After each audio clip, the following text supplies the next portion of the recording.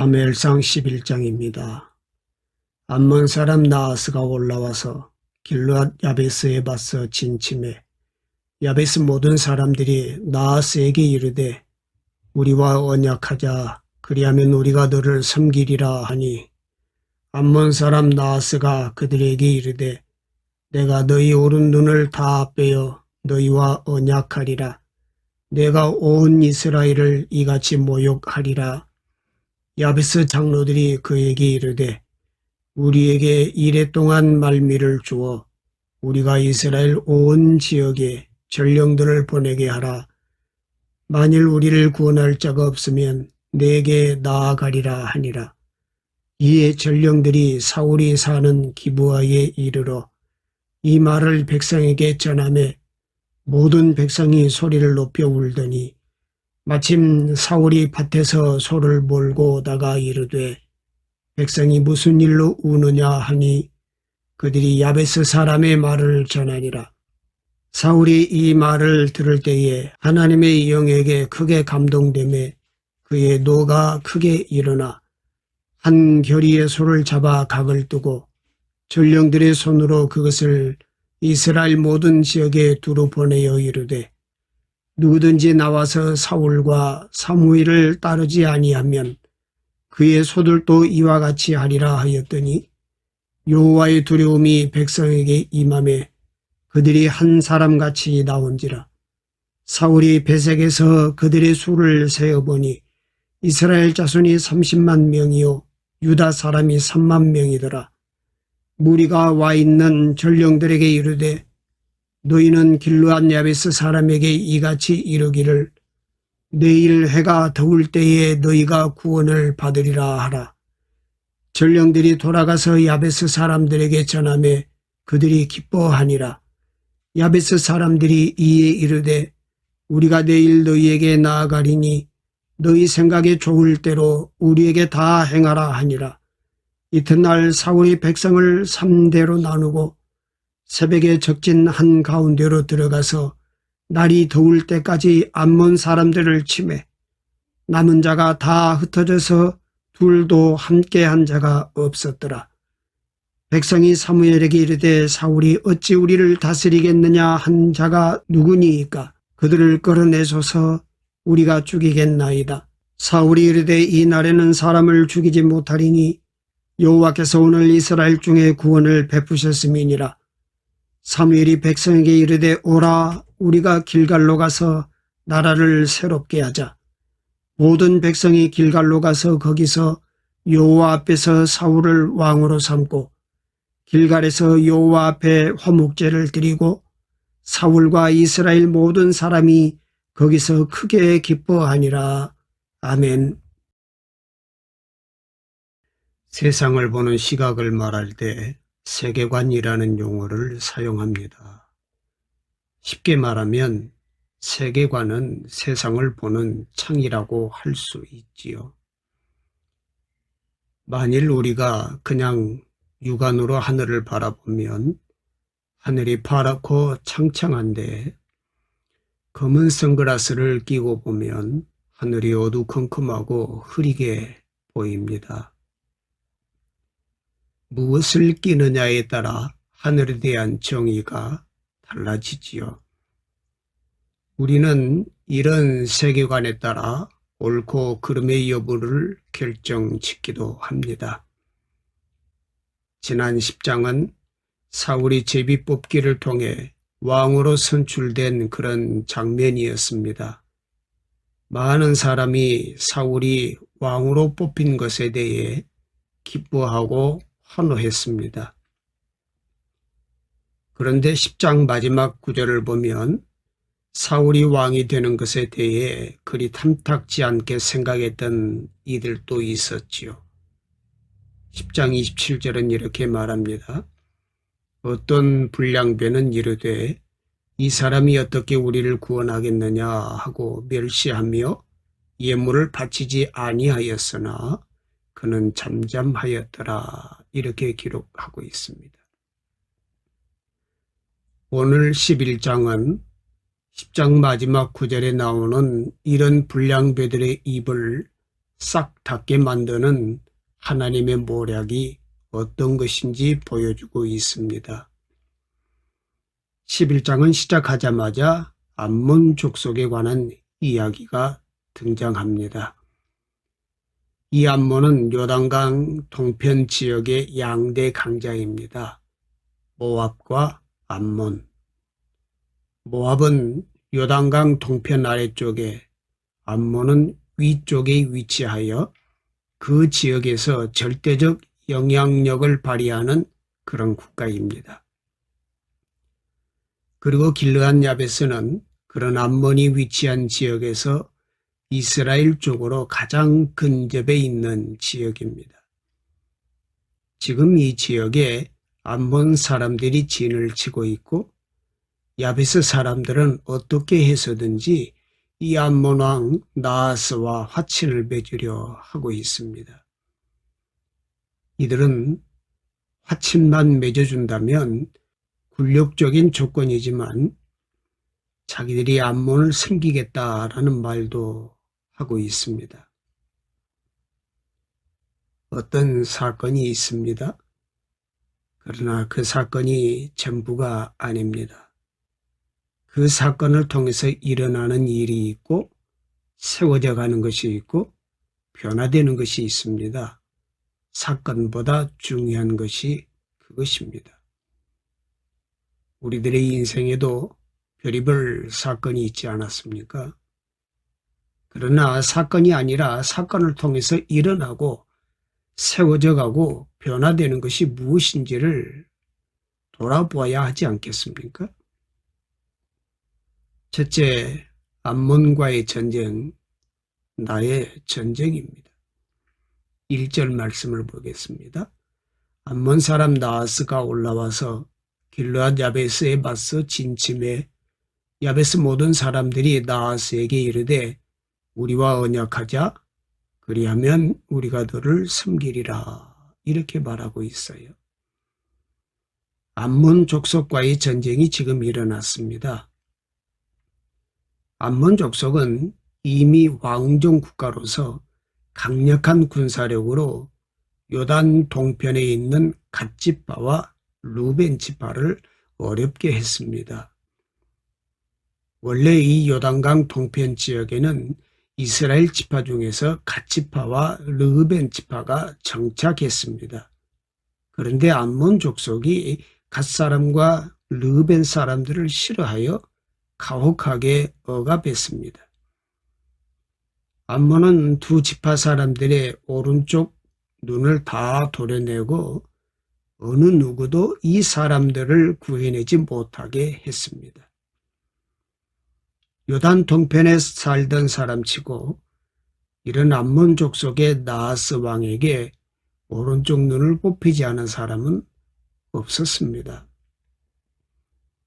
그러나 이런 암몬 족속에게서 탈출한 사람 7,000명이 있었는데 그들이 길르앗 야베스로 피신간 것입니다. 그리고 약 한 달 뒤 나하스가 길르앗 야베스를 포위했습니다. 그리고 이후의 사건은 오늘 11장에 나오는 것처럼 전개가 됩니다. 도망간 사람들은 종이 되어서라도 암몬과 화친의 언약을 맺고자 했지만 암몬 왕 나하스는 남아있는 7,000명의 오른쪽 눈을 다 뽑고 난 후에 언약을 맺어주겠다 했습니다. 왜 오른쪽 눈을 뽑겠다 했느냐면 오른쪽 눈을 뽑는 것은 병사의 구실을 못하도록 만드는 것이었어요. 대부분의 병사들은 왼편으로 방패를 붙잡고 그 방패 뒤에 숨어 오른쪽 눈을 사용하여 전투를 수행했기 때문입니다. 암몬 족속은 아브라함의 조카 롯과 딸 사이에서 출생한 베남미의 후손이었지만 이스라엘 족속을 끊임없이 괴롭혀온 족속이었습니다. 그래서 길르앗 야베스 사람들을 암몬이 쳐들어오자 우리와 언약하자, 우리가 너를 섬기리라, 이렇게 말하고 있어요. 이길 수 없는 상대였다는 얘기입니다. 그래서 암몬이 쳐들어오자마자 이스라엘은 이미 그들을 섬기기로 결정을 했습니다. 그럼에도 불구하고 나하스는 더한 걸 요구하고 있지요. 2절입니다. 암몬 사람 나하스가 그들에게 이르되 내가 너희 오른 눈을 다 빼야 너희와 언약하리라. 내가 온 이스라엘을 이같이 모욕하리라 그랬어요. 암몬 왕 나하스는 너희 오른 눈을 다 빼어야 언약하겠다라고 합니다. 원하지 않는 전쟁이 타협할 수도 이길 수도 없는 강력한 적과의 전쟁이 일어난 것입니다. 그래서 야베스의 장로들은 7일의 기간을 달라고 요청을 하고 구원자가 오지 않으면 완전히 항복하겠다라고 합니다. 포기 상태죠. 우리들의 인생에도 이런 전쟁이 있습니다. 지금 우리가 경험하고 있는 코로나19도 마찬가지가 아닙니까?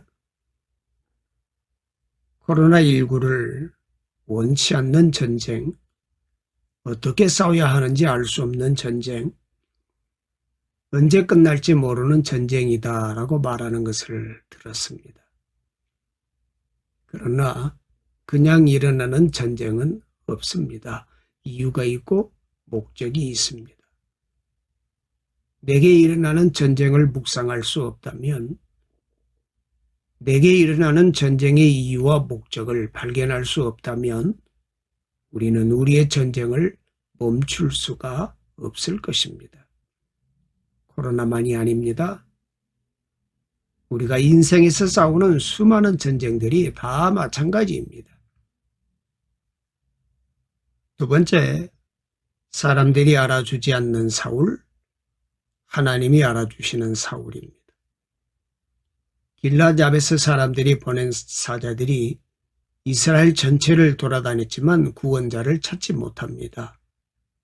그래서 사울이 있는 기브아에 이를 때에는 백성들이 소리 높여 울었다라고 기록하고 있지요. 4절 5절입니다. 이에 전령들이 사울이 사는 기브아에 이르러 이 말을 백성에게 전하매 모든 백성이 소리를 높여 울더니 마침 사울이 밭에서 소를 몰고 오다가 이르되 백성이 무슨 일로 우느냐 하니 그들이 야베스 사람의 말을 전하리라 그랬어요. 사울을 제비 뽑아 왕으로 세웠지만 백성들은 사울을 뽑아 놓고도 그를 지도자로 인정하지 않았던 것입니다. 이 사람이 어떻게 우리를 구원하겠느냐 말했던 사람들의 소리대로입니다. 사람들이 알아주지 않는 일이 있습니다. 사람들이 알아주지 않는 때가 있습니다. 그래서 사울은 고향에서 소를 몰며 농사를 하고 있습니다. 위급한 일이 일어났는데도 사울에게 찾아오지 않았습니다. 이쯤 되면 사울을 무시를 한 거죠. 베냐민 지파에서 나온 왕을 사람들은 인정하지 않았다는 얘기입니다. 사울은 제비를 뽑혀 왕으로 세움을 받았는데도 어떻게 농사하면서 고향에서 가만히 지낼 수 있었을까? 분명히 무시당하는 일인데 어떻게 그럴 수 있었을까? 하나님이 알아주시는 일을 만났기 때문입니다. 하나님이 알아주시면 사람이 알아주지 않아도 상관이 없습니다. 하나님이 알아주시는 일은 사람이 알아주는 일과 다르기 때문입니다. 사울은 자신을 알아주시는 하나님을 만났기에 사람들이 알아주지 않아도 기다릴 줄을 압니다. 왜 암몬과의 전쟁이 일어났습니까? 왜 사람들은 이길 수 없는 전쟁이 일어났습니까? 하나님이 사울을 알아주실 때가 되었기 때문입니다. 6절입니다. 사울이 이 말을 들을 때에 하나님의 영에게 크게 감동되매 그의 노가 크게 일어나 이렇게 기록하고 있죠. 때가 되니 하나님께서 사울을 하나님의 신으로 감동시키십니다. 이것은 사울이 원해서 되는 일이 아닙니다. 하나님이 그렇게 하신 것입니다. 하나님은 하나님의 때에 사울을 세우시기 위해서 사울을 하나님의 신으로 감동시키신 것입니다. 하나님이 알아주시는 일이 일어난 것입니다. 7절입니다. 한결이의 소를 잡아 각을 뜨고 전령들의 손으로 그것을 이스라엘 모든 지역에 두루 보내어 이르되 누구든지 나와서 사울과 사무엘을 따르지 아니하면 그의 소들도 이와 같이 하리라 하였더니 여호와의 두려움이 백성에게 임함에 그들이 한 사람같이 나온지라 기록하고 있어요. 하나님은 그분의 사람들에게 사명을 주시고 또 그것을 이룰 기회도 주십니다. 그때와 시기는 알 수 없어도 사람들은 반응해야 합니다. 사울은 암몬의 방잠이 느껴졌습니다. 알 수 없는 민족이가 일어나 그는 나라 간 전쟁을 주도했습니다. 난생 처음으로 한 것입니다. 그것은 왕으로서의 데뷔전이었습니다. 만약 그때 일어나지 않았더라면 그의 정권은 세워지지 않았을지도 모릅니다. 거룩한 분노로 분연이 일어난 결과 그는 40년의 왕권을 유지할 수 있었던 것입니다. 데뷔전은 성공이었습니다. 야베스 사람들이 적군에게 달라고 한 시간은 딱 일주일이었습니다. 일주일이 안 되어 이스라엘 사람이 30만 명, 유다 사람이 3만 명, 합계 33만 명이 모였습니다. 불가능한 일이었어요. 최소한 전령이 가는데 1, 2일, 그 소식을 듣고 각 지파 사람들이 모이는데도 하루나 이틀, 회의에서 결정하는데 하루나 이틀, 모병하는데 하루나 이틀, 사울에게 오는데도 하루나 이틀, 최소한 10일이 걸려야 하는 기간이었기 때문입니다. 더구나 그 시대는 사사시대 말기였습니다. 나라가 아직 갖추어지지 않았고 정치, 경제, 군사적으로 구심점이 없었던 시대였습니다. 그런 시기에 7일이 안 되어 이스라엘 전 병력의 절반 이상이 모이는 것은 있을 수 없는 일이었습니다. 그것도 흩어져 살고 있는 팔레스틴 각지에서. 전쟁은 목숨을 걸고 하는 일이잖아요.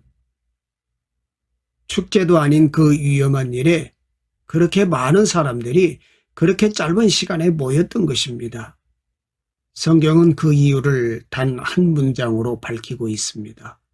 여호와의 두려움이 백성에게 임하매. 사울이 용기를 내어 반응한 결과 하나님께서 도우신 것입니다.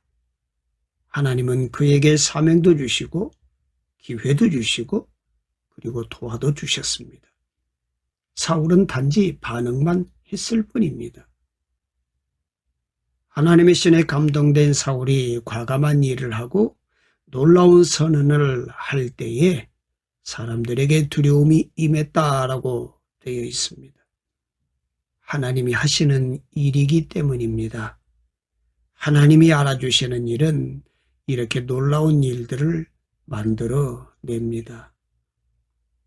예수님의 말씀이 정확히 그 말씀입니다.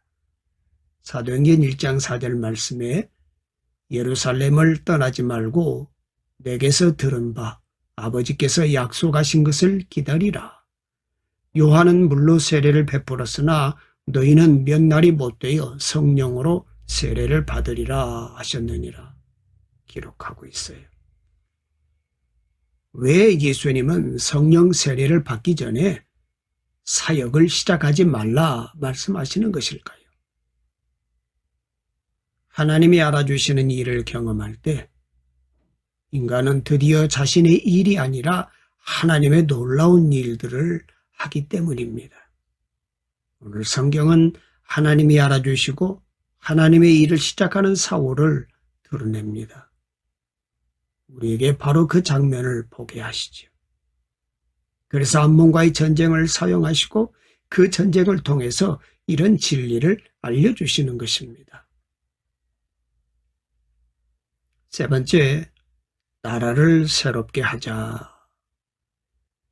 사울이 암몬과의 전쟁을 승리로 이끕니다. 11절입니다. 이튿날 사울이 백성을 3대로 나누고 새벽에 적진 한가운데로 들어가서 날이 더울 때까지 암몬 사람들을 치매 남은 자가 다 흩어져서 둘도 함께 한 자가 없었더라 기록하고 있어요. 완벽한 승리가 일어났습니다. 하나님이 일으키신 놀라운 승리입니다.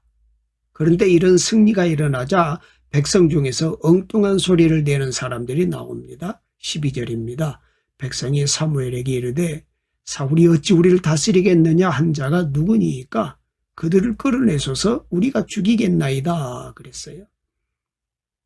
사울을 인정하지 않고 따르지 않다가 이제는 오히려 그런 소리를 한 사람들이 누구냐고 말하는 사람들이었어요. 이것은 진리의 소리가 아닙니다.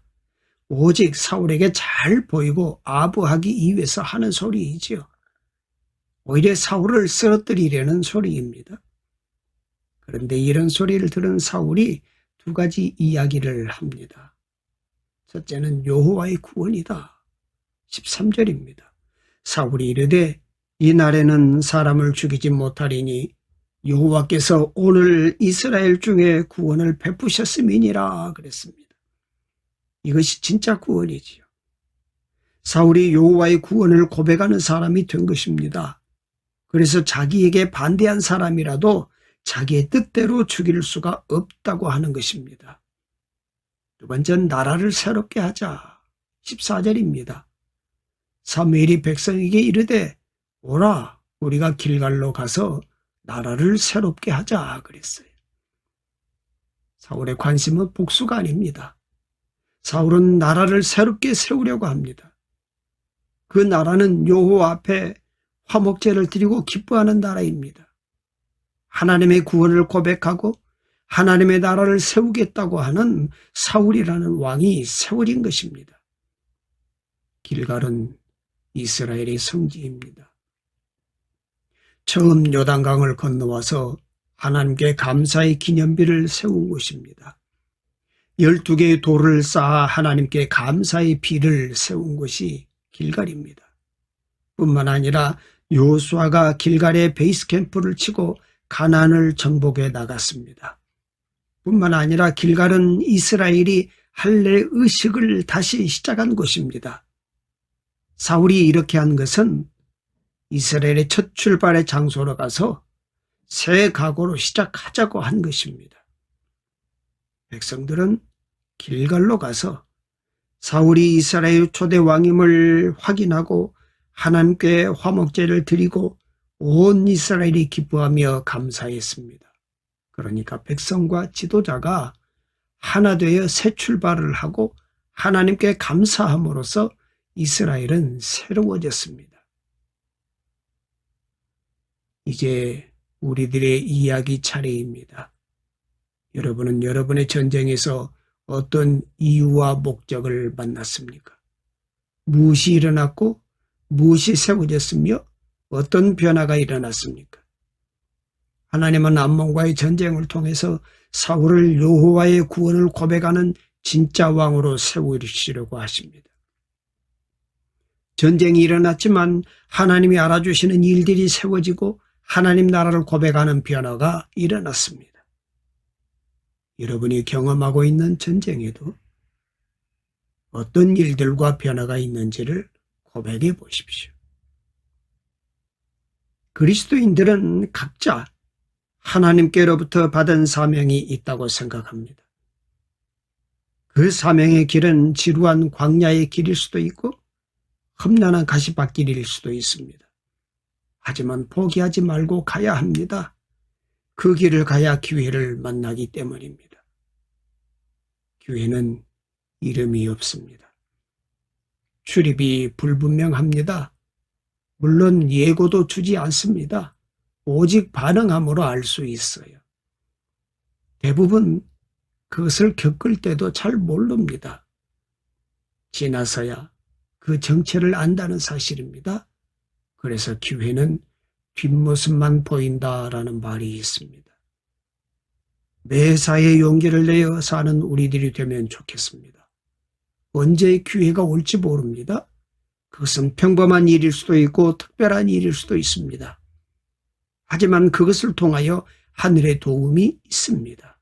두렵더라도 고난의 길이라도 발걸음을 멈추지 않았으면 좋겠습니다. 오늘도 힘차게 살기를 소망합니다. 사명자는 하나님이 돌보십니다. 오늘 하루를 살면서 주님의 성품을 닮은 성숙한 삶을 살기를 소원합니다. 여전히 성숙하지 못하고 어리석고 우매한 말을 합니다. 지혜롭지 못한 행동으로 다른 이들의 마음을 아프게도 합니다. 주님, 마음속 생각을 다스려 주시옵소서. 어리석은 생각이나 탐욕을 물리치게 하시고 겸손하며 부드러운 마음으로 가득하게 하옵소서. 입술에 지혜를 주시고 혀의 말이 성숙하게 하옵소서. 사람들이 나를 어떻게 생각할까에 묶이는 것이 아니라 온전케 하시는 하나님을 보게 하옵소서. 아주 연약하지만 우리를 붙드시는 주님 때문에 아주 안전하다는 진리를 보게 하시고 하나님이 기뻐하시는 뜻을 행하게 하옵소서.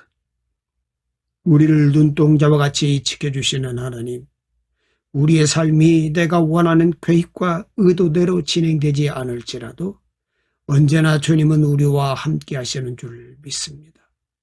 때로는 고난과 문제 앞에 불안하고 두려운 상황이어도 때로는 전혀 예기치 않은 아픔의 상황이라도 주님 안에서 평강을 누리게 하옵소서. 예배 가운데 함께하는 우리에게 육신의 소욕이 아닌 성령으로 충만하길 원합니다. 우리의 삶을 통해 생수의 강물이 흘러 생명의 역사가 일어나게 하옵소서. 예수 그리스도의 이름으로 기도드립니다. 아멘.